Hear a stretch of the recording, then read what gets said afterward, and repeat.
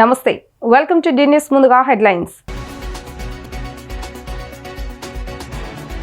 Hindu దేవాలయాలపై YCP తప్పుడు ప్రచారం చేస్తుందన్న రాష్ట్ర దేవాదాయ శాఖ మంత్రి ఆనం రామనారాయణ రెడ్డి. హిందూ ధర్మం ఆచారాలను రాజకీయ ఉచ్చులోకి లాగడంపై ఆగ్రహం.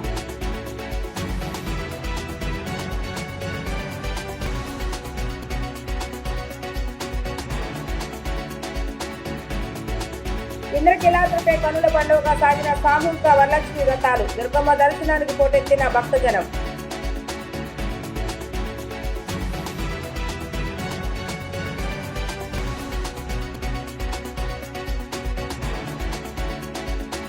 సెంట్రల్ నియోజకవర్గ టీడీపీ కార్యాలయంలో ఘనంగా జరిగిన మెగాస్టార్ చిరంజీవి జన్మదిన వేడుకలు. స్వయం కృషితో ఎదిగిన చిరంజీవి తీరు యువతకు స్ఫూర్తిదాయకమని కితాబు.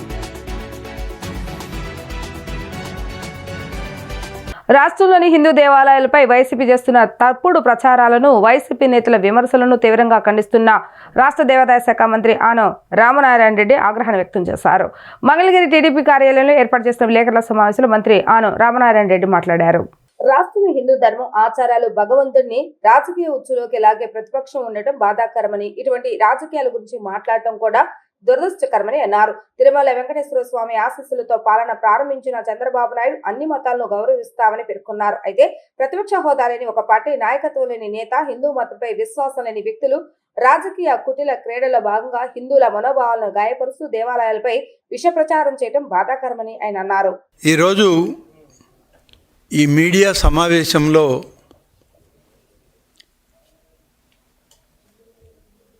ఒక ప్రత్యేకమైన పరిస్థితుల్లో ఈ రాష్ట్రంలో అనుకోని విధంగా భగవంతుణ్ణి, అలాగే హిందూ ధర్మాన్ని,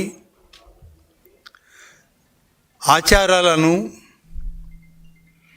రాజకీయ వైకుంఠపాళిలోకి లాగేటువంటి ప్రతిపక్షం ఈ రాష్ట్రంలో ఉండడం బాధాకరం. ఇది ఈ విషయాలపైన మాట్లాడాల్సి రావడం కూడా కొంత బాధను కలిగిస్తూ ఉంది. గడిచిన సంవత్సరం రోజులుగా కూటమి నాయకత్వం, తెలుగుదేశం పార్టీ జాతీయ అధ్యక్షులు,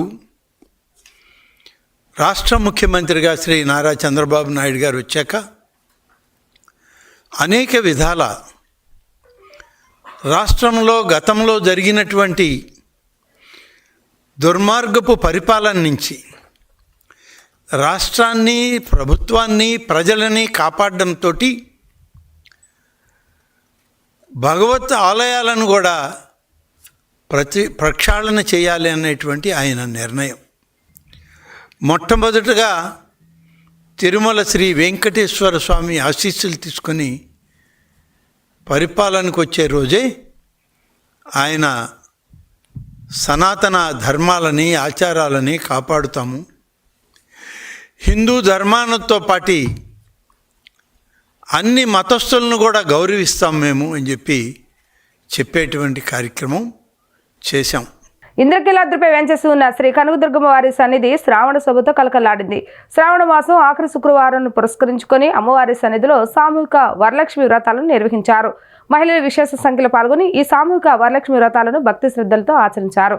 వేద పండితుల మంత్రోచ్చుల నడుమ కన్నుల పండుగ సామూహిక వ్రతాలు కొనసాగాయి. ఇంద్రకీలాద్రిపై కొలుతీరిన జగజ్జనని శ్రీ కనకదుర్గమ్మ తల్లి సన్నిధిలో సిరులు కురిపించే చల్లని తల్లి శ్రీ వరలక్ష్మీదేవి కటాక్షాన్ని కాంక్షిస్తూ వరలక్ష్మి వ్రతాలను నిర్వహించారు. శ్రావణ మాసంలో ఆఖరి శుక్రవారాన్ని పురస్కరించుకొని వందలాది మంది మహిళలు సామూహిక వరలక్ష్మి వ్రతాలను శాస్త్రోక్తంగా నిర్వహించారు. మహామండపం 6వ అంతస్తులో అమ్మవారి ఉత్సవమూర్తిని వరలక్ష్మీదేవిగా అలంకరించారు. అమ్మవారి సన్నిధిలో సామూహికంగా మహిళలతో వరలక్ష్మి వ్రతాలను సాంప్రదాయబద్ధంగా జరిపించారు. వ్రతాచరణ కోసం తరలివచ్చిన మహిళలకు దేవస్థానం ఆధ్వర్యంలో అన్ని పూజా ద్రవ్యాలను ఉచితంగా అందజేశారు. వేద పండితుల ప్రత్యక్ష పర్యవేక్షణలో కలశాన్ని ప్రతిష్ఠించి అమ్మవారి చిత్రపటాన్ని ఉంచి షోడాపచార పూజలు నిర్వహించి కంకాధారణ గావించి వరలక్ష్మీదేవిని ఆవాహన చేసి శాస్త్రోక్తంగా వ్రతాలను నిర్వహించారు. శ్రావణ మాసంలో శుక్రవారం నాడు వరలక్ష్మి వ్రతాన్ని ఆచరించడం శుభప్రదమని జగన్మాత దుర్గమ్మ సన్నిధులు ఈ వ్రతాన్ని ఆచరించడం మరింత పుణ్యప్రదమని దేవస్థాన పండితులు వివరించారు. కాగా ఆఖరి శుక్రవారం కావడంతో దుర్గమ్మ దర్శనానికి భక్తులు విశేష సంఖ్యలో తరలివచ్చారు. భక్తులకు అసౌకర్యం కలగకుండా దేవస్థాన అధికారులు అన్ని ఏర్పాట్లు చేశారు. ఆలయ ప్రాంగణాన్ని శోభాయమానంగా అలంకరించారు.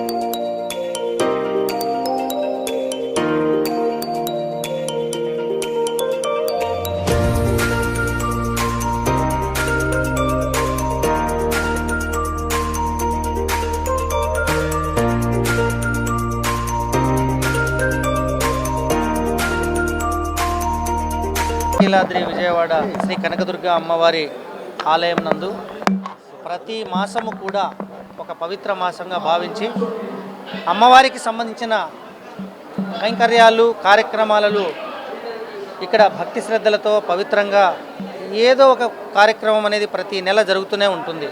అందులో భాగంగా మనకు ఈరోజు శ్రావణ మాసం చివరి శుక్రవారం అయినందున మనకు ఉచితంగా వరలక్ష్మి వ్రతాలు ఇక్కడ చేయించాలని చెప్పేసి అనుకొని గత సంవత్సరం కంటే ఈ సంవత్సరం అదనంగా దాదాపు 300 మంది మహిళలు ఇక్కడ పాల్గొనడం జరిగింది. ఉచితంగా వారికి కావలసిన పూజా సామాగ్రి అంతా కూడా దేవస్థానం నుంచే పంపిణీ చేసి పూజలన్నీ కంప్లీట్ అయిన తర్వాత వారందరికీ కూడా మంచి దర్శనాన్ని కల్పించి అన్నప్రసాదాలు స్వీకరించేటట్టు ఈ యొక్క ఆలయంలో ఏర్పాట్లు చేయడం అనేది జరిగింది.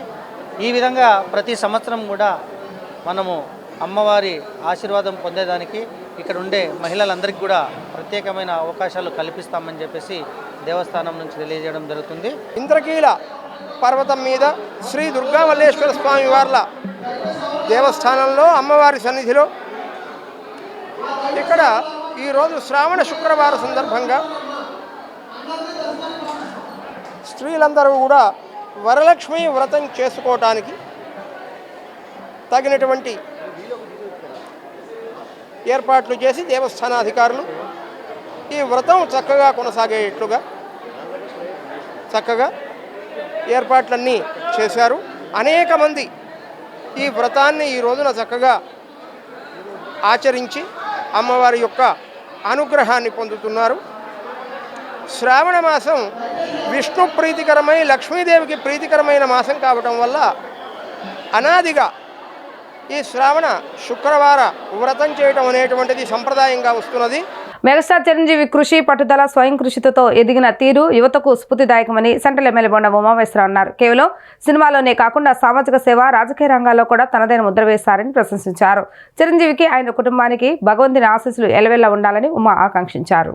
తెలుగు సినీ పరిశ్రమకు ఒక వెలుగునిచ్చిన మెగాస్టార్ చిరంజీవి 70వ జన్మదిన వేడుకలు అజిత్ సింగ్ నగర్ లోని సెంట్రల్ తెలుగుదేశం పార్టీ కార్యాలయంలో ఘనంగా నిర్వహించారు. చిరంజీవి 70వ జన్మదినాన్ని పురస్కరించుకుని తెలుగు యువత నాయకులు గాజుల రవికుమార్ బ్రదర్స్ మెగాస్టార్ చిరంజీవి అభిమానుల ఆధ్వర్యంలో కేక్ కటింగ్ కార్యక్రమాన్ని నిర్వహించారు. ఈ కార్యక్రమానికి ముఖ్య అతిథిగా ప్రభుత్వ విప్ సెంట్రల్ ఎమ్మెల్యే బొండ ఉమామహేశ్వరరావు పాల్గొని కేక్ కట్ చేసి చిరంజీవికి జన్మదిన శుభాకాంక్షలు తెలియజేశారు. సినీ రంగంలోనే కాకుండా ప్రజాసేవ సామాజిక సేవలో కూడా తనదైన ముద్ర చిరంజీవి వేశారని అన్నారు. ముఖ్యంగా 30 ఏళ్ల క్రితం ఆయన స్థాపించిన చిరంజీవి బ్లడ్ బ్యాంక్ ద్వారా లక్షలాది మంది ప్రాణాలు రక్షించబడ్డాయని, ఈ సేవ అనిర్వచనమని, ప్రకృతి వైపరీత్యాలు సంభవించినప్పుడల్లా చిరంజీవి ముందుండి ప్రజలకు అండగా నిలిచారని, ఆపన్న హస్తం అందించారని గుర్తు చేసుకున్నారు. టీడీపీ రాష్ట్ర కార్యదర్శి నవనీత సాంబశివరావు మాట్లాడుతూ సినీ నటుడు చిరంజీవి పుట్టినరోజు వేడుక రాష్ట్ర ప్రజలందరికీ ఒక పండుగ వంటిదని అన్నారు. ఈరోజు మెగాస్టార్ పద్మవిభూషణ్ చిరంజీవి గారి 70వ పుట్టినరోజు సందర్భంగా తెలుగు వాళ్ళందరూ కూడా ఒక పండగలాగా చేస్తూ ఉన్నారు. ఎందుకంటే చిరంజీవి గారు ఒక సినిమా ఫీల్డ్లోనే కాకుండా ప్రజలకి అనేక రకాలుగా సేవలు చేసినటువంటి వ్యక్తి ఆయన మొట్టమొదటిసారిగా 30 సంవత్సరాల కింద బ్లడ్ బ్యాంక్ పెట్టారు. కొన్ని కోట్ల మందికి ఆ బ్లడ్ బ్యాంక్ ద్వారా ప్రాణాలు దానం చేయటం కానీ, సహాయం చేయటం కానీ, ప్రాణాలు రక్షించడం కానీ జరిగింది. అట్లాగే అనేకమైనటువంటి నేత్రదాన శిల్పాలు పెట్టారు. ఈ ఇరు తెలుగు రాష్ట్రాల్లో ఆంధ్రప్రదేశ్లో కానీ తెలంగాణలో కానీ ఎక్కడ ఏ ప్రకృతి విపత్తు వచ్చినా మొట్టమొదట స్పందించే వ్యక్తి చిరంజీవి గారు. పద్మభూషణ్ మెగాస్టార్ చిరంజీవి 70వ జయంతి వేడుకలు సెంట్రల్ నియోజకవర్గ శాసనసభ్యులు ప్రభుత్వపు బోండవ గారి పిలుపు మేరకు సెంట్రల్ నియోజకవర్గంలోని 21 డివిజన్లో వాడవాడల పెద్ద ఎత్తున అభిమానులు పండగ దినోత్సవంగా చేసుకున్నటువంటి సందర్భాన్ని ఈరోజు ఉదయం నుంచి మనం చూస్తున్నాం. ఇప్పుడే బోండవ గారి చేతుల మీదుగా 70వ చిరంజీవి జన్మదినోత్సవ వేడుకల కేకుని కట్ చేసి వారు శుభాకాంక్షలు తెలియజేయటం జరిగింది. సామాన్య వ్యక్తిగా ఉన్నటువంటి చిరంజీవి నటన పట్ల అంకిత భావంతో సినీ రంగంలోకి వచ్చి దినదిన అభివృద్ధి చెందుతూ నేడు చలనచిత్ర రంగంలోనే రారాజుగా వెలుగుదొంగుతూ ఆదరాభిమానుల కోరికలను నెరవేరుస్తూ అతనిలోని నటనా ప్రతిభతో అభిమానుల్ని అలరించడమే కాకుండా సమాజానికి ఉపయోగపడేటువంటి అనేక కార్యక్రమాలు చేయటం కొన్ని ఏళ్ల నుంచి అలవాటు చేసుకుంటూ వచ్చినటువంటి పరిస్థితిని మనం చూసాం.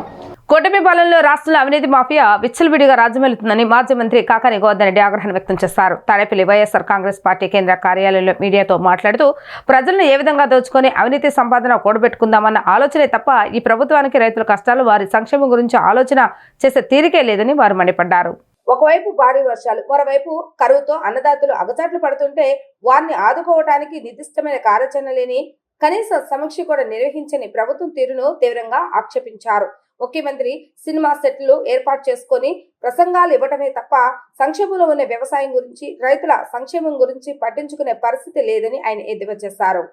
రైతులు అనేక రకాలైనటువంటి ఇబ్బందులు పడుతుంటే ఈ రాష్ట్రానికి రైతుల గురించి ఆలోచన చేసేటువంటి ముఖ్యమంత్రి ఉన్నాడా? అసలు వ్యవసాయ శాఖ మంత్రి ఉన్నాడా? ఒక శాఖను నిర్వహిస్తున్నాడా? అసలు ఈ రాష్ట్రంలో వ్యవసాయ శాఖ అనేటువంటిది పనిచేస్తుందా ఈ ప్రభుత్వంలో? ఇవన్నీ కూడా ప్రజలకి, రైతులకి ప్రధానంగా వచ్చేటువంటి అనేక అనుమానాలు.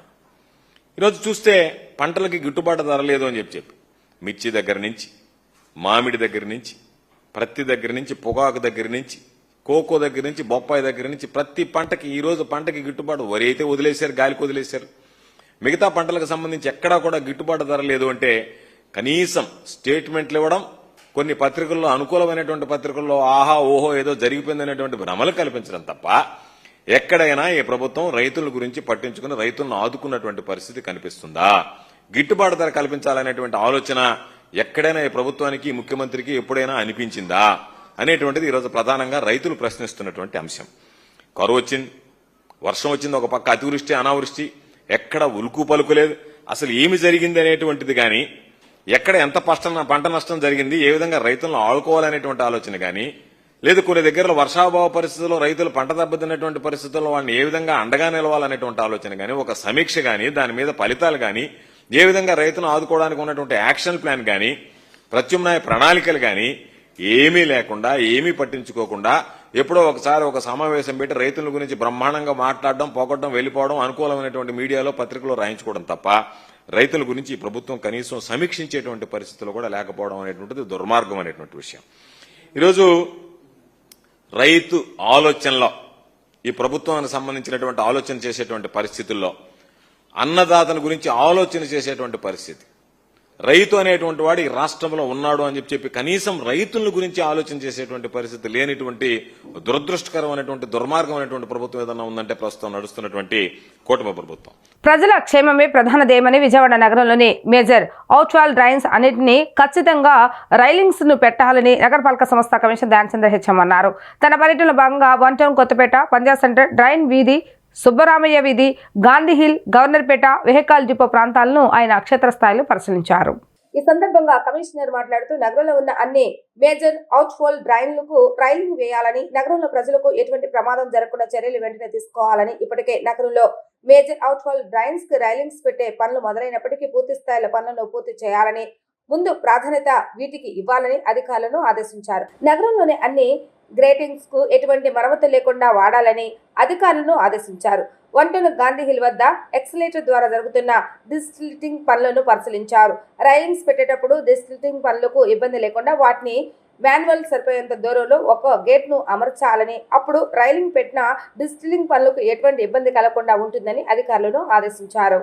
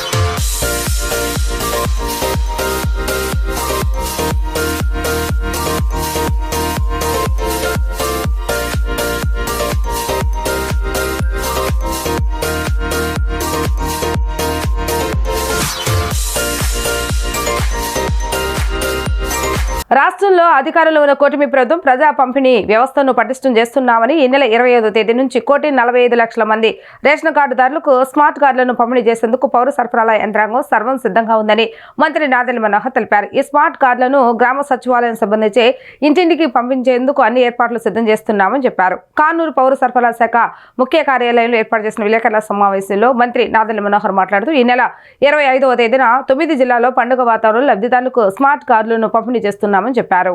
రాష్ట్ర వ్యాప్తంగా కూటమి ప్రభుత్వం ఏర్పడిన తర్వాత గౌరవ ముఖ్యమంత్రి గారు చంద్రబాబు నాయుడు గారి నాయకత్వంలో ప్రజలకి మరింత సంక్షేమం అందించే విధంగా సంక్షేమంతో పాటు పారదర్శకత, టెక్నాలజీని ఉపయోగించుకుని మారుమూల ప్రాంతాల్లో కూడా ప్రభుత్వ యంత్రాంగం పరిపాలన అంతిమంగా ప్రతి కుటుంబానికి మేము చేసే కార్యక్రమం అందే విధంగా మా వంతు మేము అడుగులు వేసుకుంటూ సుపరిపాలనలో భాగంగా అనేక సంస్కరణలు తీసుకొచ్చాం. గౌరవ ఉప ముఖ్యమంత్రి గారు పవన్ కళ్యాణ్ గారు అనేక సందర్భాల్లో చెప్పింది ఏంటంటే కామన్ మ్యాన్ని, సామాన్యుని మనం ఆదుకునే విధంగా ప్రభుత్వం నుంచి ఏ పథకం చేసినా, ఏ కార్యక్రమం చేసినా అందులో నిజాయితీ ఉండాలి. అందులో భాగంగానే రాష్ట్ర వ్యాప్తంగా ఈ నెల 20వ తారీఖు నుంచి స్మార్ట్ రైస్ కార్డుల డిస్ట్రిబ్యూషన్ ప్రారంభించబోతున్నాం. దాదాపు 1,45,00,000 రైస్ కార్డ్స్ ఉచితంగా ఇప్పుడు ఎవరికైతే కార్డ్స్ ఉన్నాయో వారందరికీ కూడా, కొత్తగా దాదాపు 6,71,000 మందికి మనం నమోదు చేసుకున్న వాళ్ళకి కూడా ఈ అవకాశం కల్పించి ఒక భారీ స్థాయిలో టెక్నాలజీని ఉపయోగించుకుంటూ, బహుశా భారతదేశంలో ఎక్కడ కూడా ఇప్పటి వరకు ఇటువంటి కార్యక్రమం జరుగుండదు. ఎందుకంటే ఎలక్షన్ కమిషన్ కూడా చాలా సమయం తీసుకుంటుంది. కానీ 25వ తారీఖున ప్రారంభించబోయే ఈ కార్యక్రమం క్షేత్రస్థాయిలో ఇంటింటికి వెళ్ళి అందించడానికి కోసం కూడా ఒక ప్రయత్నం చేయబోతున్నాం. విజయవాడ నగరంలో ప్రధానమైన సమస్య డ్రైనేజీ సమస్య అని, డ్రైనేజీ సమస్యలను సరైన ప్రణాళికతో పరిష్కరించేందుకు కృషి చేస్తున్నామని తూర్పు ఎమ్మెల్యే గద్దె రామ్మోహన్ తెలిపారు.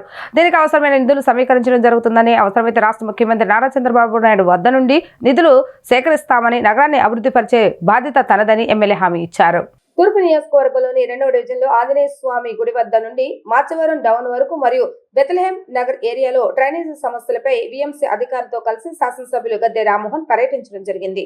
ఈ సందర్భంగా ఆయన మాట్లాడుతూ డ్రైనేజీ సమస్యలపై వీఎంసీ అధికారితో కలిసి ప్రయాణించడం జరిగిందని, కేంద్రం నుండి వచ్చే నిధులతో ప్రధానమైనటువంటి సమస్యలను పరిష్కరించే దిశగా కృషి చేస్తున్నామని అన్నారు. డ్రైనేజీ సమస్యలకు చెక్ పెట్టే విధంగా సరైన ప్రణాళికతో పనులు ప్రారంభిస్తున్నట్లుగా చెప్పారు. గతంలో చిన్నపాటి వర్షాలకు కూడా రోడ్లపై నీరు నిలిచిపోయే పరిస్థితి ఉండేదని, వాటిని మెరుగుపరుచుకుంటూ నూతన రోడ్లు నిర్మిస్తున్నామని చెప్పారు. ఇప్పటికీ కొన్ని ప్రాంతాల్లో ఇంటిలో నుండి బయటకు వచ్చే పరిస్థితి లేక వర్షపు నీటిలోనే నడిచే పరిస్థితి ఉందని, అలాంటి సమస్యలకు కూడా పరిష్కారం చూపే విధంగా కృషి చేస్తున్నామని అన్నారు. దీనికి అవసరమైన నిధులను సమీకరించడం జరుగుతుందని, అవసరమైతే రాష్ట్ర ముఖ్యమంత్రి చంద్రబాబు నాయుడు వద్ద నుండి నిధులను సేకరిస్తామని, నగరాన్ని అభివృద్ధి పరిచే బాధ్యత తనదని ఎమ్మెల్యే హామీ ఇచ్చారు.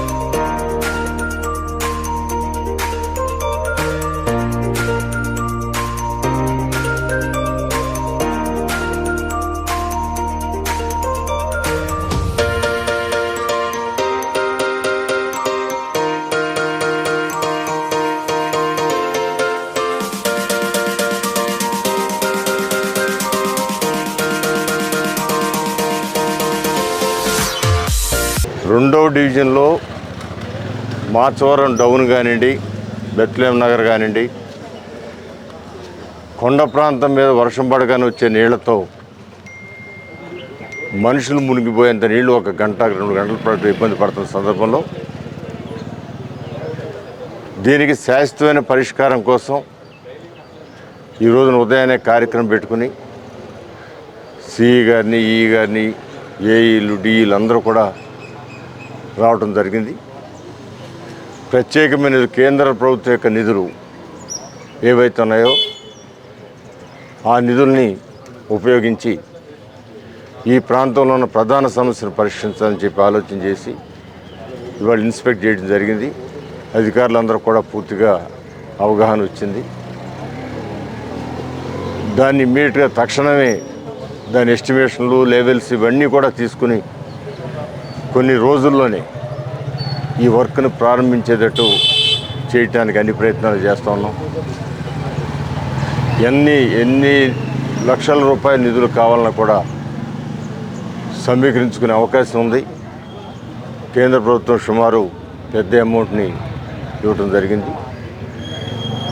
దానిలో ఇది కానివ్వండి, పుల్లేటి గట్ట కానివ్వండి, ఈ యొక్క డ్రైన్లు అన్నీ కూడా సమగ్రంగా పూర్తి చేసి ప్రజలు పడుతున్న ఇబ్బందులు నేను చూశాను.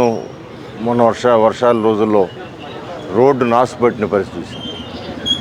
ఇప్పటికీ కొందరు ఇళ్ల ముందు నీళ్లు శాశ్వతంగా నిలవండి వాళ్ళు బయటికి రావడానికి రాళ్ళు వేసుకున్న రాళ్ల మీద వచ్చే పరిస్థితి ఉంది. తనను కులం పేరుతో దూషించి తన ఆస్తిని కాజేయాలన్న కుట్రలో భాగంగా తనపై కొంతమంది వ్యక్తులు దాడి చేశారని గిద్దలూరు రాచర్ల మండలానికి చెందిన రిటైర్డ్ ఆర్మీ జవాన్ చెన్నయ్య తెలిపారు. తనను కిడ్నాప్ చేసి ఇంటికి తాళం పెట్టించడమే కాకుండా బంగారం, విలువైన పత్రాలు దోచుకెళ్లారని తెలిపారు. ఈ ఘటనపై పోలీసులకు ఫిర్యాదు చేసినా ఎటువంటి చర్యలు తీసుకోలేదని వాపోయారు.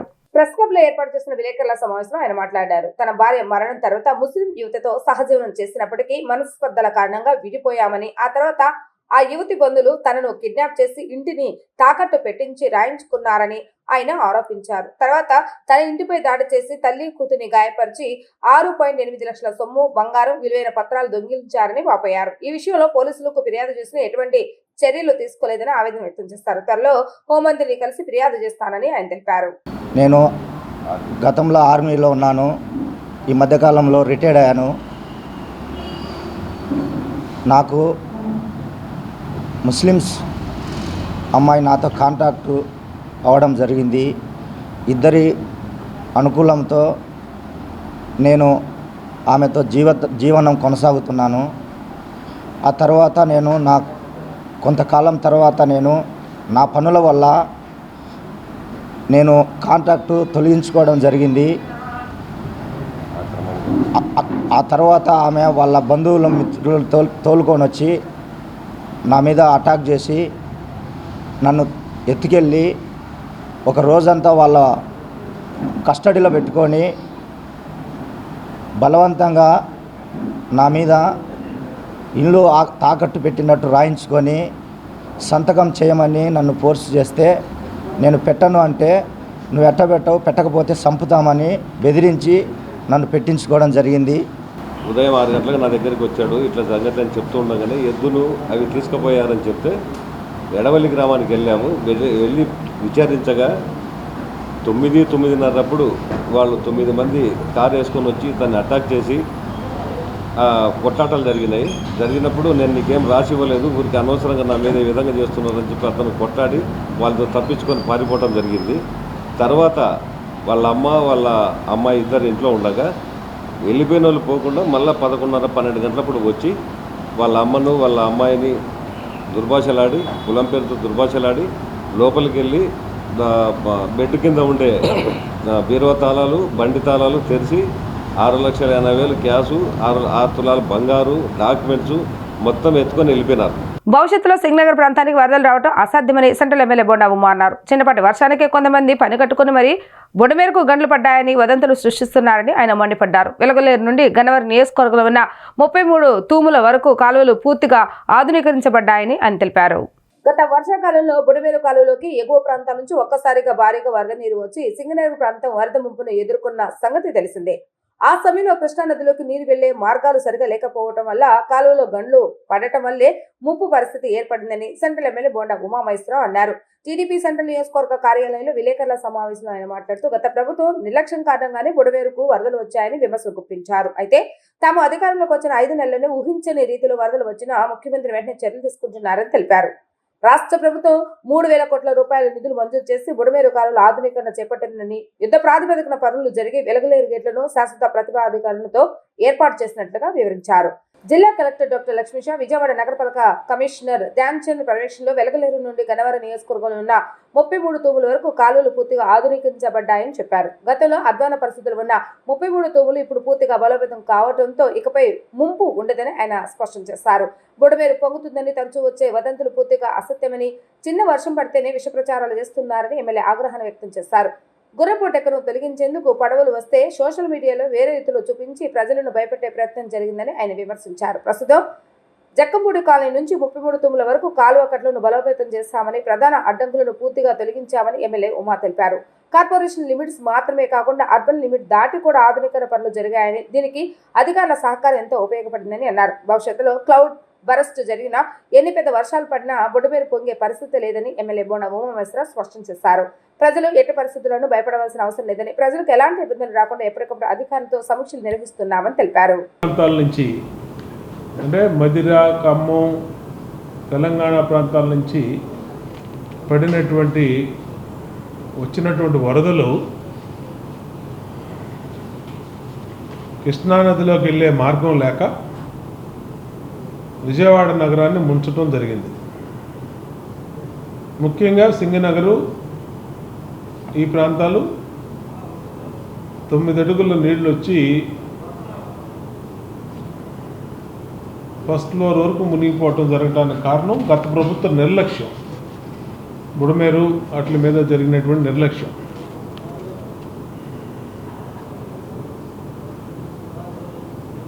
ఆ రోజు ఈ ప్రభుత్వం అప్పుడే అధికారంలోకి రావటం, వచ్చిన 5 నెలల్లోనే జరగటం, ఊహించినటువంటి మెరుపు వరదల్లాగా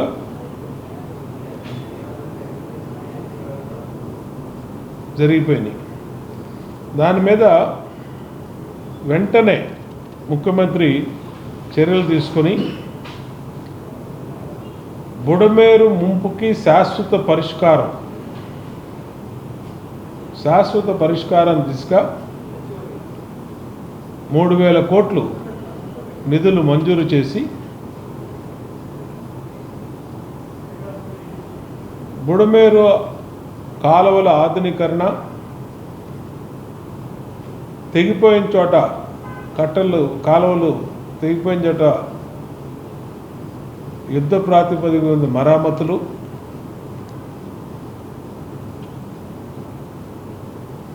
వెలకలేరు దగ్గర గేట్లు శాశ్వత ప్రాతిపదిక మీద వాటిని అన్ని మెయింటైన్ చేయటం. మధుమేహ వ్యాధిగ్రస్తులకు శుభవార్త. త్వరలో ఇన్సులిన్ ఇంజెక్షన్లు బాధ నుంచి విముక్తి లభించనుంది.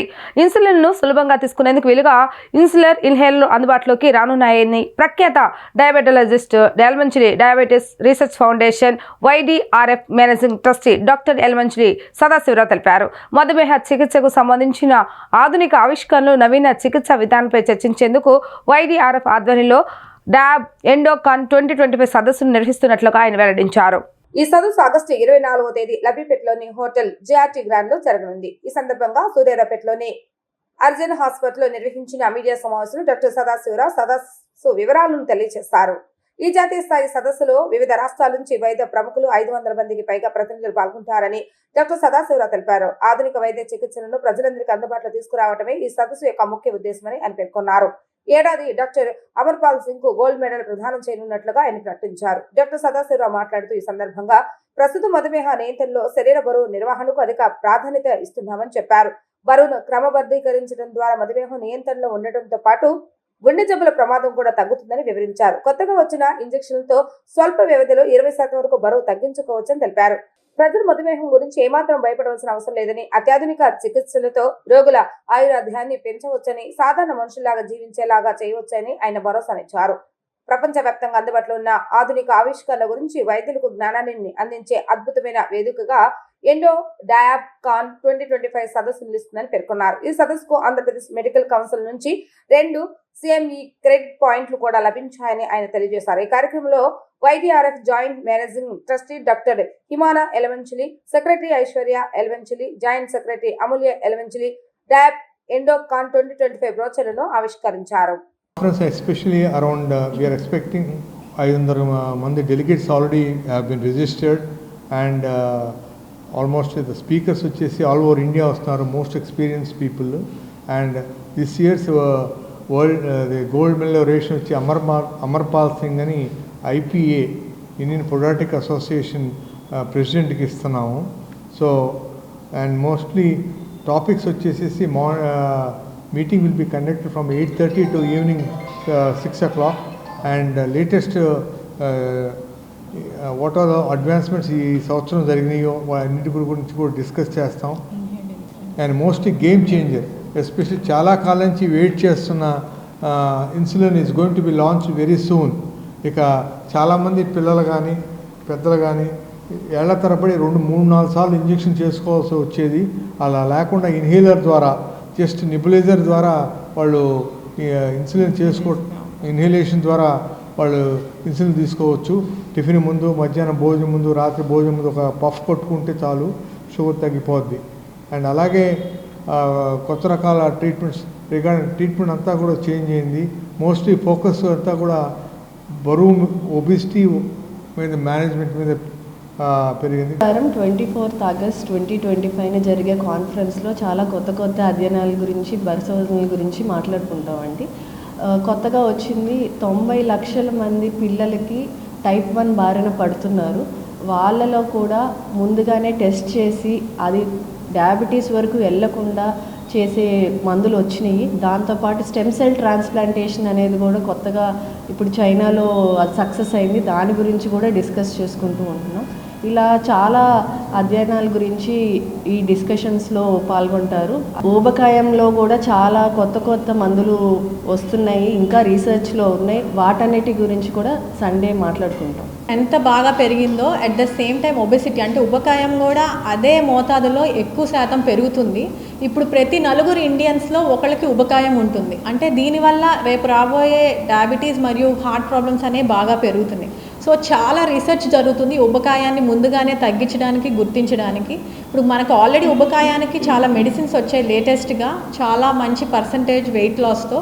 ఇప్పుడు నెక్స్ట్ లేటెస్ట్గా మంత్కి ఒక్కసారే చేసుకునే ఇంజెక్షన్, దాంతో 20% వెయిట్ లాస్ రాబోయే ఇంజెక్షన్స్ కూడా పరిశోధనలో జరుగుతున్నాయి.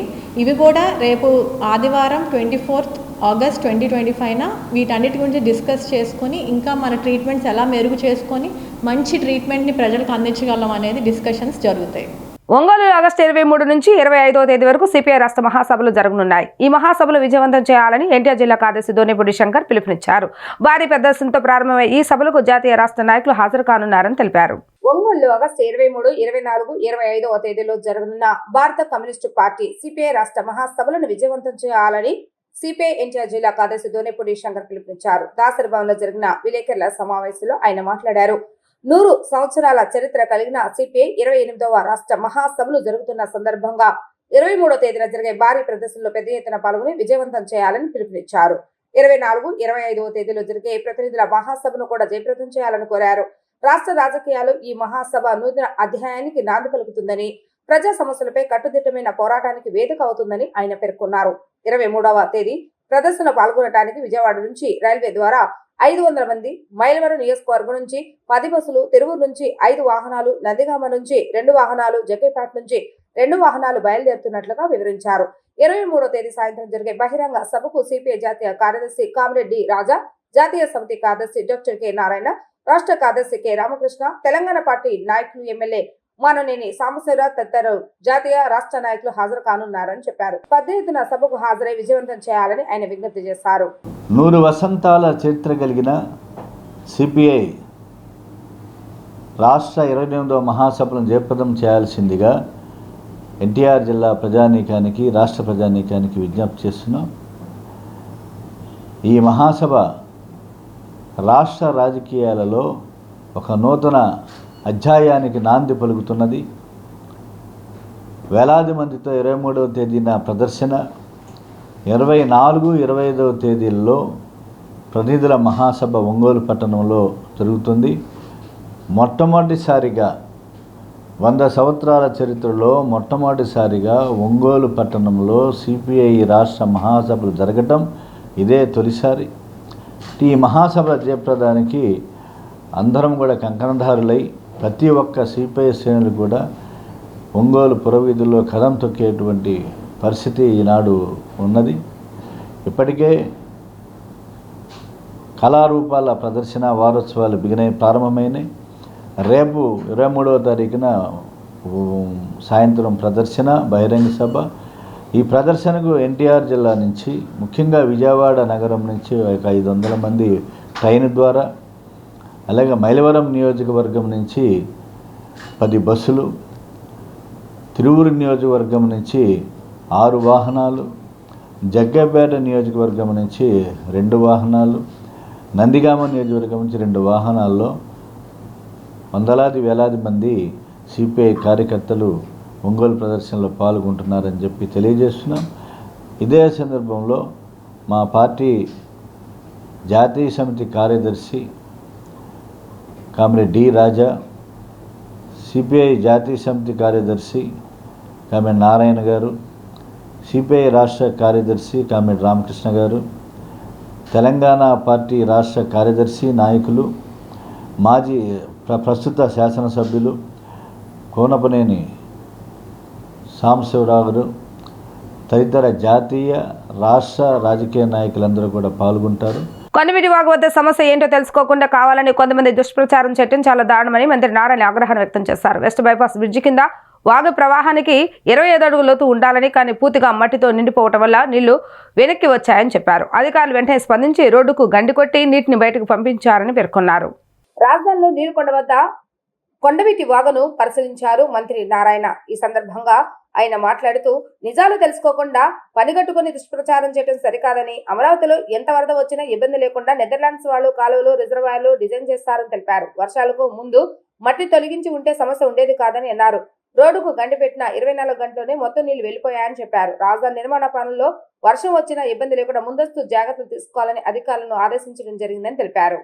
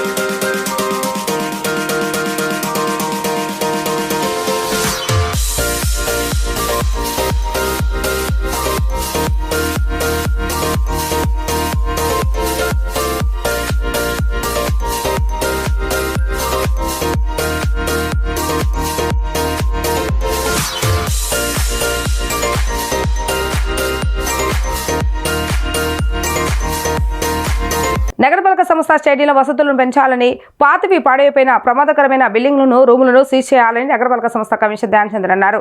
100 రోడ్ల గల దండమూడి రాజగోపాల స్టేడియంలో క్షేత్రస్థాయిలో ఆయన పరిశీలించారు. ఈ సందర్భంగా ఆయన మాట్లాడుతూ స్టేడియంలో ఆడుకునేందుకు వచ్చే వారి కోసం మరింత వసతులు పెంచాలని అన్నారు. అంతేకాకుండా అక్కడ ప్రమాదకరమైన 3 రూములను గుర్తించి అందులో ఒక రూమును సీజ్ చేశారు.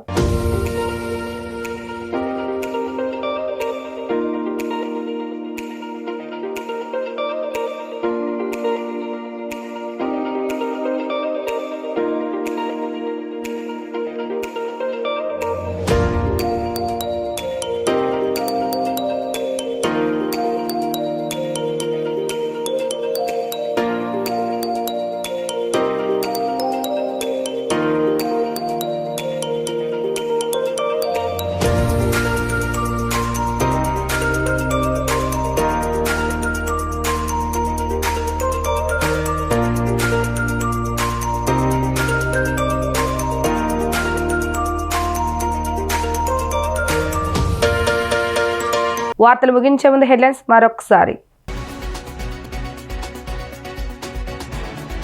హిందూ దేవాలయాలపై వైసీపీ తప్పుడు ప్రచారం చేస్తుందన్న రాష్ట్ర దేవాదాయ శాఖ మంత్రి ఆనవ రామనారాయణ రెడ్డి. హిందూ ధర్మం ఆచారాలను రాజకీయ ఉచ్చులోకి లాగటంపై ఆగ్రహం.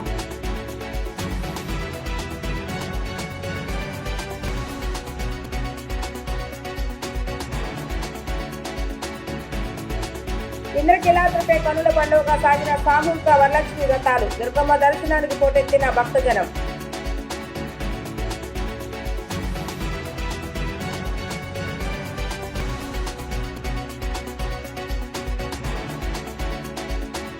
సెంట్రల్ నియోజకవర్గ టీడీపీ కార్యాలయంలో ఘనంగా జరిగిన మెగాస్టార్ చిరంజీవి జన్మదిన వేడుకలు. స్వయం కృషితో ఎదిగిన చిరంజీవి తీరు యువతకు స్ఫూర్తిదాయకమని కితాబు. ఇవి ఈరోజు వార్తా విశేషాలు. మరలా తిరిగి ప్రసారమయ్యే వార్తల్లో మళ్ళీ కలుద్దాం. అంతవరకు సెలవు. నమస్కారం.